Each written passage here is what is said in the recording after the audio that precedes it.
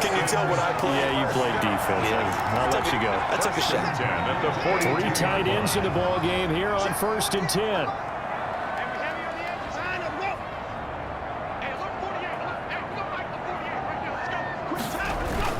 Here's Johnson. And this one's going to go the wrong way. Losing yardage back at the 42. Officially, it's a 1-yard loss. That's going to bring up 2nd and 11. It's a loss of a yard. Brings up 2nd and 11 at the 42-yard line. On 2nd and 11 now. Watson. He gets it left side to Johnson. That'll leave him with a 3rd and 2 coming up. They got 8 yards there. Oh, I came to my feet on that one. I thought he was getting close to breaking that one big, but in the end, give some credit to the defense, finding a way to get to him and forcing a 3rd down. They'll try and run for it. Here's Johnson. And he will be knocked down hard, but he will have the 1st down. A nice 1st down pickup on a gain of 6. They had to settle for 3 last drive, hoping this second go-around ends in 6. In good position, 1st and 10. Ready for the second quarter from Houston. It's the Texans in possession of the football as they've got it with a 1st and 10. Johnson. And inside the 20 before he's brought down. 10 yards there, good enough for a Texan 1st down. Consecutive plays now where that offensive line has really created a lot of space. And we've seen the confidence rise, haven't we? It borders on arrogance now, and that's that good arrogance, believing you can run the football whenever you get good and ready. This is Stills on the jet sweep.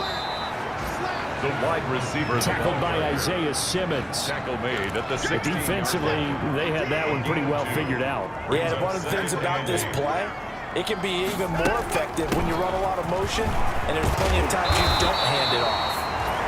And all the way down inside the 5 to the 4. It's a good gain of 11, sets him up 1st and goal.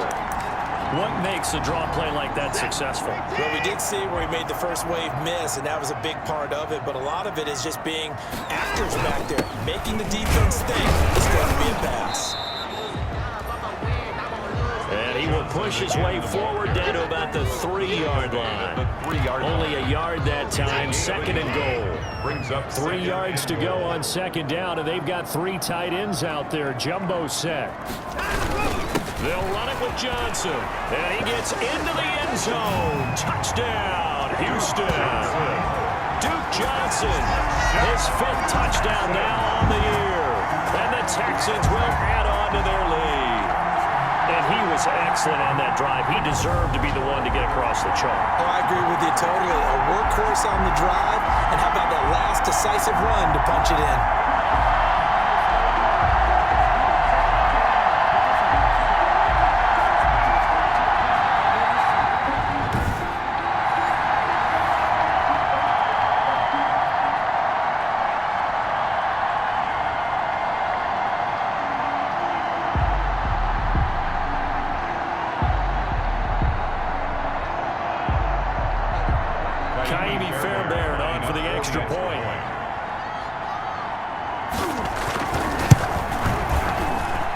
It's up and good, and that'll increase their lead to 10-zip. That time, a 9-play drive, and it ends with a 3-yard scoring run. So after the touchdown, here's Fairbairn now to kick it away. That'll be taken about a yard deep. And they'll get him down right at the 25-yard line, so the same result, and he opted for the touchback. They're on 25-yard line. So the Cardinals offense back onto the field here for their 2nd drive of the game. And the last drive, their 1st drive, 3 and out. What changes here, if anything?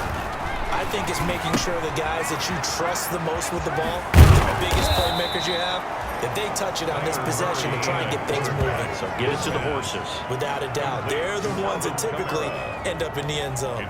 They'd love to just strike back with a touchdown right here. And if it's a long play, so be it. But the main goal, get a couple of 1st downs, run some plays, run some clock, allow their defense to get a chance to catch their breath, settle down, and relax a little bit after they just gave up a score. And he'll be out of bounds, but able to get it up past the 45. A nifty bit of scrambling there. 12 yards, 1st down. Back-to-back good plays have them on the move on first down. They'll run out of the gun with Camille.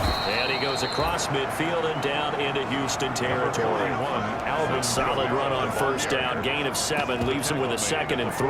7-yard line. Well, no matter how they phrase it, staying on schedule, staying ahead of the sticks, whatever you want to call it, 7 yards on first down, that fits the bill.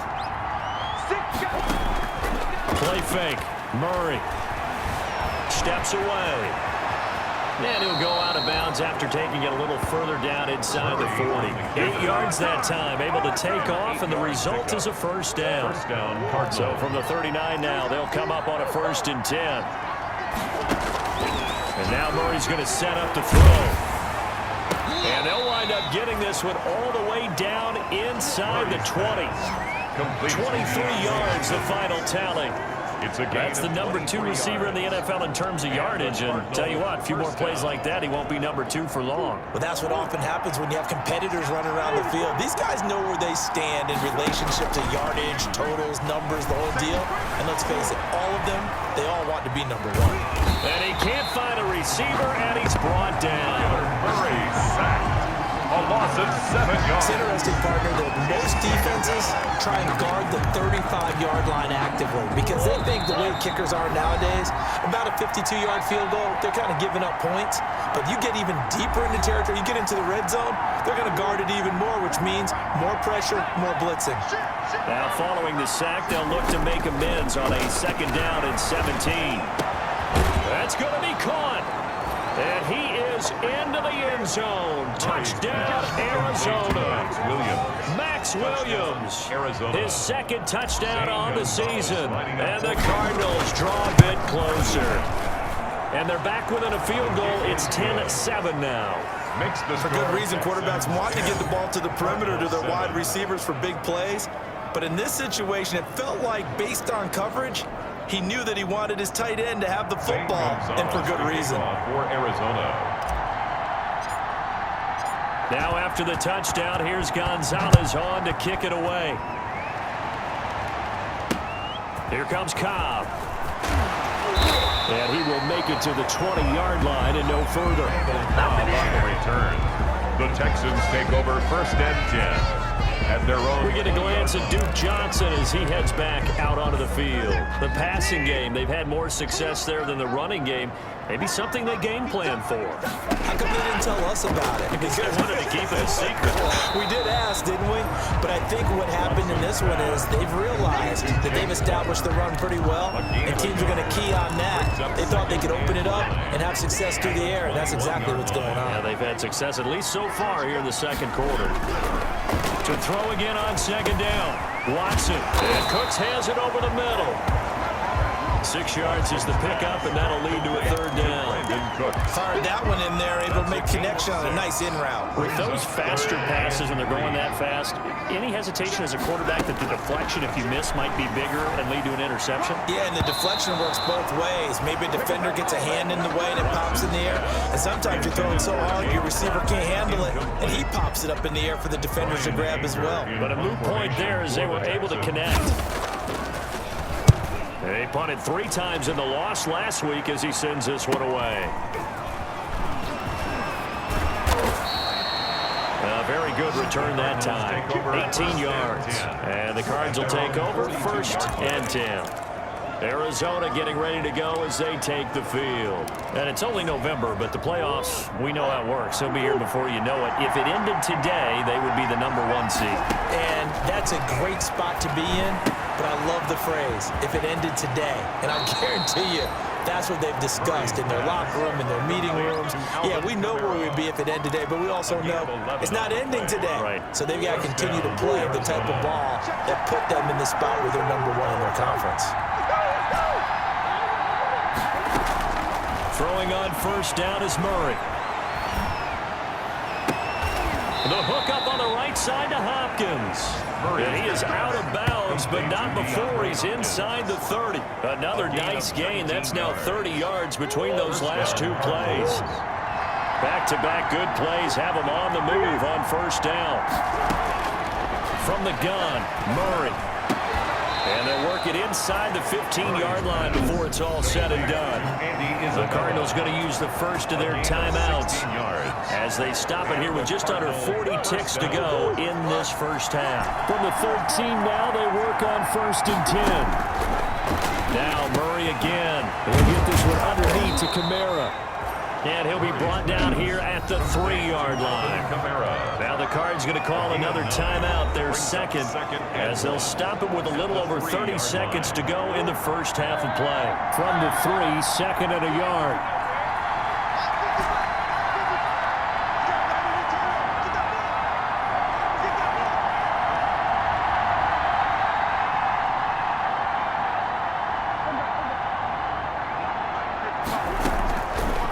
Again, Murray looking end zone, but it's incomplete. The Pro Bowler DeAndre Hopkins, the intended receiver, and it's 3rd and short. To this point, I've been impressed with the work defensively. They have not allowed a lot of receivers to run free, and there's another example, another incompletion.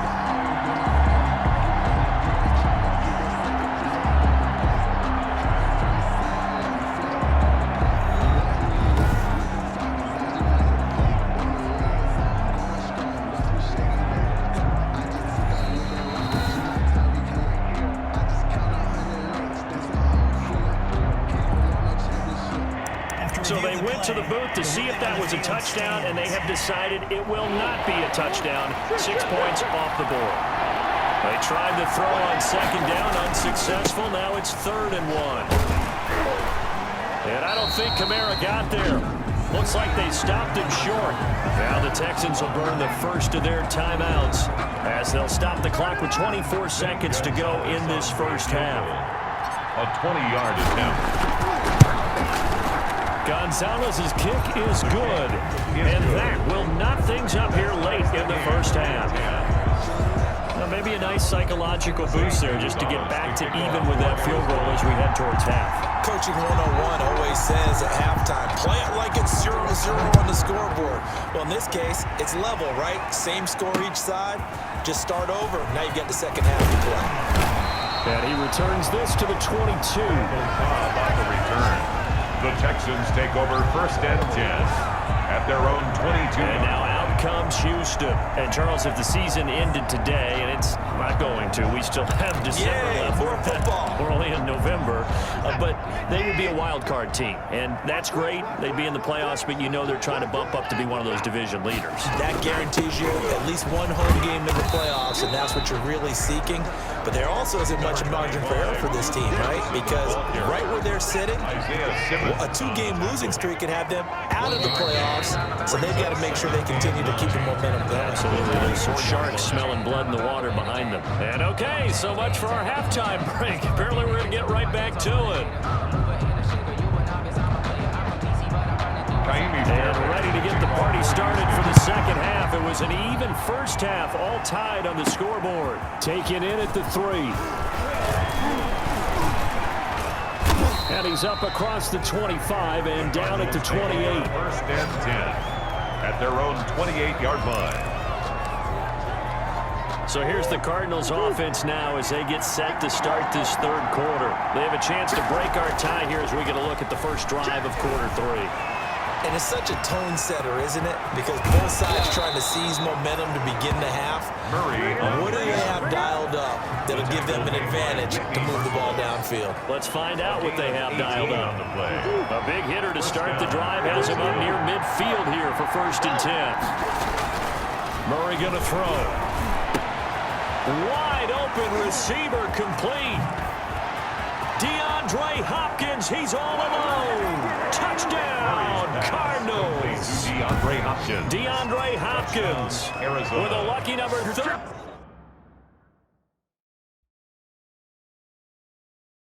13 touchdowns now on the year.